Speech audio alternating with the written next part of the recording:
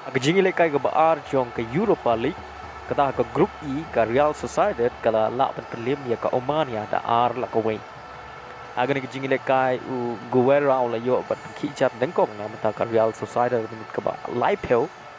Haga minit ke ba nyau peu ar u bachero player jong ke Oman ya la lak pen ya ya ke sigol jong ke Real Sociedad. Pada minit ke ba prapeu u sorot u la lak ban thep ya ke gol ke ba ar na mata ke Real Sociedad. Jingi lekai jong ke grup G ke Freiburg kala lak pentelim ya ke Olympiakos da lai la konot.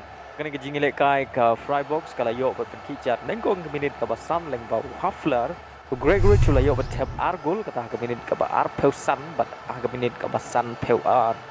Leng bagi ni ki argul ke Freiburg kala lak pentelim ya ke Olympiakos da lai la konot.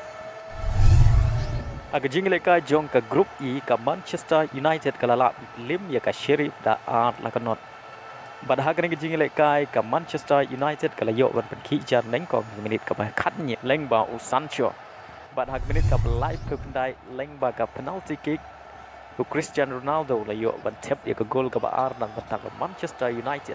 Bad kani kadi ke gol ke nengkong ke jong u ke jingi lekai Europa League. أول أهداف الموسم بيقص شريط الأهداف للنجم الكبير أمامنا هو يبتسم. Aga jingi lekai jong ke grup C ke Roma kala job suk sia ke HJK da lai lagnot.